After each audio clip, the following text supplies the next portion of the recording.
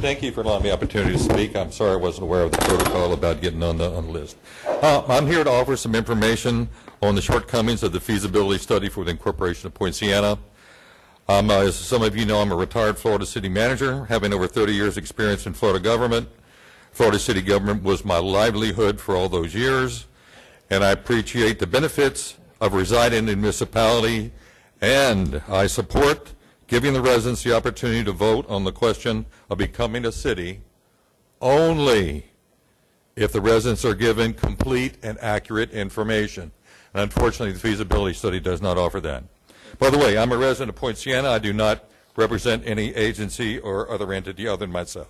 One of the principal benefits offered for becoming a city is increased services such as law enforcement, fire facilities, better drainage maintenance, recreation programs for the parks. These costs are not provided in the study, nor are the required costs for the required services such as building permitting and code enforcement. They're not in the study. For law enforcement, for example, as you know, they mentioned that both sheriffs are going to go ahead and offer the same level of service as they do now through the ad valorem taxes at the county. Well, what can we expect on the cost for a higher level of service for law enforcement? Well, let me see. According to last month's Ledger newspaper, the small town of Mulberry is currently paying the Sheriff's Department over $1 million for increased law enforcement. And according to the article, Mulberry has a population of only 3,800 people. What will the city of Poinciana pay with 37,000 people? It will be millions of dollars. Stormwater management is not mentioned there. What happens now is the county's contract with the APV, with the homeowner association, and then the homeowner association gets reimbursed from the county. Those costs are not in there. Is the city going to reimburse the county? The APV for the work that they do for stormwater? It's not in there. They said, okay, we got some reserve. We got $2 million in grants that we're going to get. Well, unfortunately, you can't count that because even though one reviewing agency says, oh, yeah, that sounds reasonable, grant revenues are considered special revenue funds and cannot be counted as revenues for the general fund. They're for specific needs only, let alone be counted as reserves. So the $2 million they said this is going to be surplus, that's not surplus. That can't be used for surplus. Feasibility study said no new taxes. Okay, 411 municipalities in the city impose property taxes. 4 do not, and they under 2,500 population. Even the city of Estero, the new one that I've heard saying, well, they didn't impose a property tax. Yes, they did. They did impose a property tax. 16 cities in the state with a population of 40 to 50,000. The average ad valorem tax rate is 4.9 mils. The average property tax for cities in Polk and Osceola County is 5 mils. How will Poinciana provide municipal services without a property tax when all but 4 cities in the state cannot operate without it? I've also given you a map that shows a little bit of the gerrymandering that has gone on there.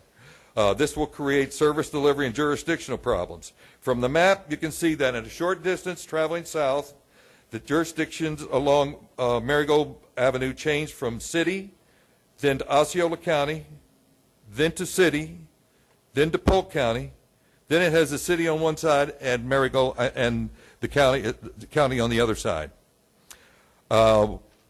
And they did that to exclude Solivita. What's wrong with Solivita? Why is that being excluded? Why doesn't the other villages get a chance to opt out? If this is going to provide an opportunity for freedom of speech and getting increased services at no additional cost, why wouldn't they join? I would, but it's not happening. Lastly, and I'll make this quick, is that they said there was a charter committee formed that came up with the strong mayor form of government. As you know, most cities in the state and the United States have come up with the council manager form of government because it's less expensive, it's more efficient. As a matter of fact, since 1987, all of the new cities that are formed in the state of Florida have adopted the council manager form of government, not the strong mayor form of government, including the new city just got approved, Estero. So all I say is encourage you to make sure that if you give them the opportunity to vote, make sure the information is accurate, make sure it's complete, and the information that they have in there is neither. Thank you, Any Mr. questions? Diamond. Members, any questions for Senator Soto? Mr. Diamond, I happen to agree that it should be a council-based, city manager-based city as well, and I appreciate you bringing up that point, and that's something that if a bill was ever advanced. Retired city manager. You think I'm biased or what? No, I agree with you that, especially for a smaller city, having a city manager and a city council like I believe all the cities in Osceola currently, St. Cloud and There's some of the smaller cities that have the strong mayor. So, That's usually for the ones that only have 2,000 or 3,000 population, or the cities in the large metropolitan areas, such as Orlando, Tampa, Jacksonville, and those large cities. But there's no way that city's going to be formed without a property tax.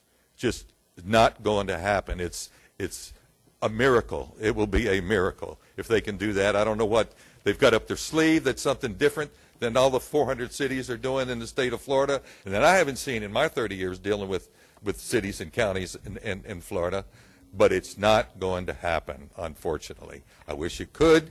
I like cities. That was my livelihood. I like living in cities. But you better make sure you tell people the correct information.